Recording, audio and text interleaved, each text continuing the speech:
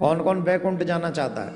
आओ, हम बैकुंठ चतुर्दशी की कुछ अच्छी चीजें आपको बता देते हैं जो आज तक शायद आप लोगों को नहीं पता था, और या किसी को पता होगा तो किया नहीं होगा। कार्तिक मास में वैसे तो हर दिन, कार्तिक मास में हर दिन दीप दान करने का एक अलग महात्मा है। दीप दान हम कर सकते हैं तुलसी पे, दीप दान हम कर सकते हैं किसी नदी सरोवर के तट पे, दीप दान हम कर सकते हैं मंदिर में, अच्छी जगह जहां है वहां हम दीप दान कर सकते हैं। परंतु नदी के और सरोवर के या तालाब के तट पे नदी दीप दान का एक बहुत बड़ा महात्मा है। उसमें भी गंगा और जमुना मिल जाए फिर कहना ही क्या, उसका तो फिर वर्णन ही नहीं कर सकते। तो कार्तिक मास में ऐसी कई कथाएं आती हैं कि एक बार देवर्षि नारद गए नारायण भगवान के पास और नारायण भगवान से कहा, प्रभु आपका नाम भक्त वत्सल है, आप दीन बंधु हैं, पर इन नामों की सार्थकता क्या है? आप कृपा करके हमको एक बात बताइए, आपके बैकुंठ में कौन आ सकता है? आपके बैकुंठ में कौन आ सकता है? अरे बोले जिसके अच्छे कर्म होंगे, जो हमारी भक्ति करेगा वो बैकुंठ आ जाएगा। तो बोले इसमें आपका क्या बड़कपन हुआ? फिर आप काहे के दीन बंधु हुए? भाई कोई व्यक्ति भजन करे, तप करे, व्रत करे, दान करे, पुण्य करे और न जाने क्या क्या करे, उसके बाद वो अगर बैकुंठ आता है तो इसमें आपका तो कोई बड़कपन है ही नहीं, वो तो उसके कर्मों का फल है। तो आप दीन बंधु कैसे हुए? ये बात तो सिद्ध कैसे होगी कि आप दीन बंधु हैं? नारद जी से पूछा, आप चाहते क्या हो? बोले हम ये चाहते हैं महाराज, कोई कार्य ऐसा करो कि कम उपाय में या कम प्रयास में व्यक्ति बैकुंठ आ जाए।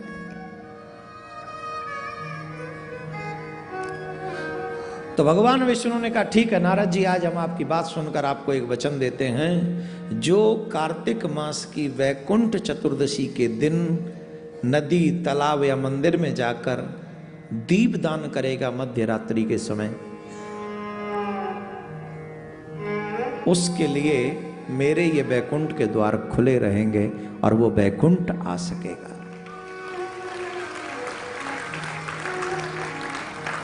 लेकिन यहां पर ध्यान दें, पूरे कार्तिक मास में संध्याकालीन समय में दीपदान होता है, परंतु यहां जो दीपदान होगा वो 11:30 से 12:30 बजे के बीच में होगा।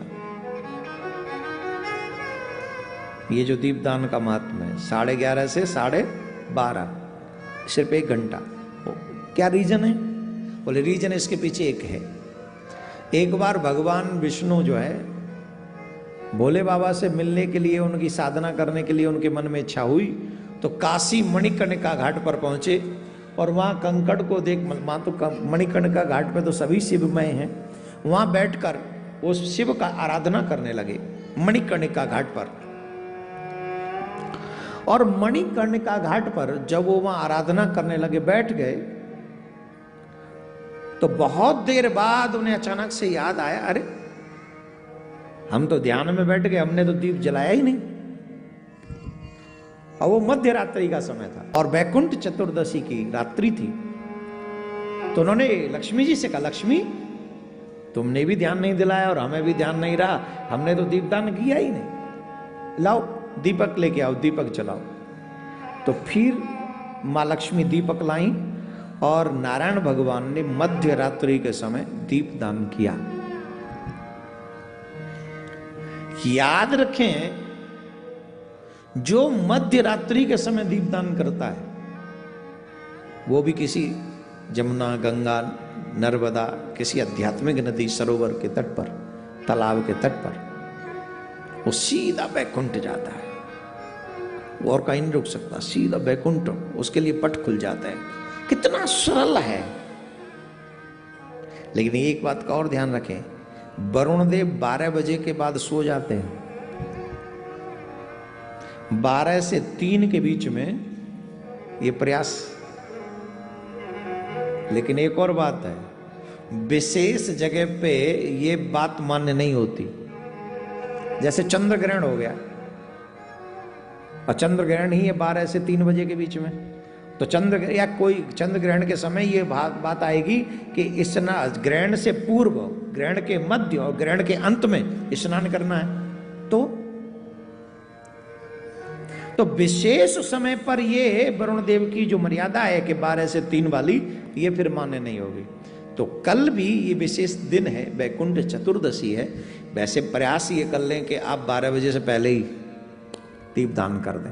उसके बाद भी थोड़ा बहुत हो जाए तो वरुण देव से कहना, प्लीज तुम अपनी चिंता मत करो निद्रा की, हमें वैकुंठ की चिंता पड़ी है इसलिए आए, क्षमा करना। एक और अच्छी बात हम आज आपको बता देते हैं। वैकुंठ चतुर्दशी के दिन ही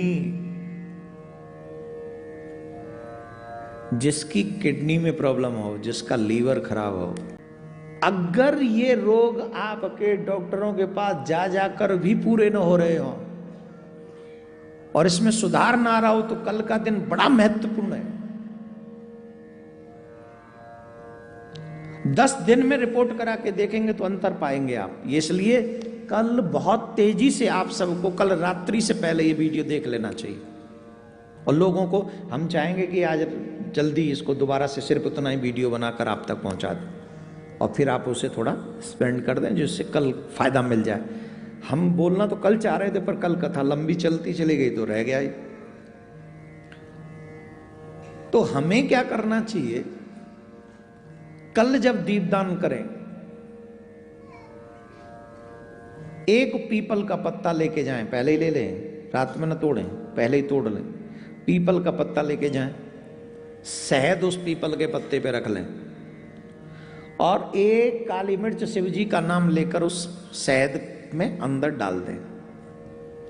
थोड़ी सी शहद नदी में स्पर्श करा के आ जाएं, और बाकी की शहद और काली मिर्च वो ले आएं, और वो जाके उस रोगी को रात्रि में ऐसे करके पीपल के पत्ते से चटा दें। आप देखेंगे जिनका लीवर खराब है, जिनकी किडनी खराब है, जिनकी डायलिसिस होती रहती है, फिर भी बार बार होती रहती है, आप कल ये उपाय करके देखेंगे। 10 दिन बाद, 15 दिन बाद जब आप ये ट्राई करेंगे, दोबारा चेक कराएंगे, आपको जमीन आसमान का अंतर दिखाई पड़ेगा।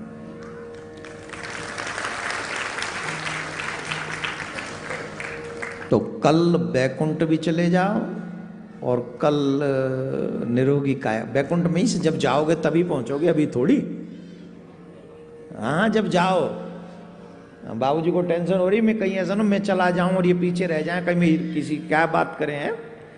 नहीं नहीं, अभी तो जी अभी तो कई बार आएंगे हम कथा सुनाने, आप सुनते रहिए जोड़ के साथ ऐसे ही चकाचक। हाँ, तो आप लोग सभी इस उपाय को अवश्य करें, जिस उपाय के करने से हमारे परिवार में भी सुख शांति रहेगी। और जितने लोगों के द्वारा अगर आप ये कार्य करा सकते हैं अवश्य कराइए, क्योंकि अपनों का भला तो हम सभी कर ही सकते हैं। अच्छा, ये ऑप्शन भी सिर्फ हम ही लोगों के लिए, सनातनियों के लिए, औरों को तो पता ही नहीं होगा वैकुंठ चतुर्दशी कहते किसको। उन्हें तो हूर के पास जाना है। किसके पास जाना? तुम्हारे यहां जिनको, उनको जो हूर कहते हैं ना, आपके यहां उसे अप्सराएं कहते हैं। स्वर्ग जाने वालों को अप्सराओं का भोग भोगना होता है, लेकिन जो प्रभु के भक्त होते हैं वो स्वर्ग भी नहीं जाना चाहते, वो सीधे ठाकुर जी के धाम। वहां अप्सरा कुछ नहीं, वहां सिर्फ ठाकुर जी और ठाकुर जी के भक्त हैं। तो बताओ, अप्सराओं के पास जाना है कि भगवान के? तो वैकुंठ अगर जाना है तो कल दीपदान करना।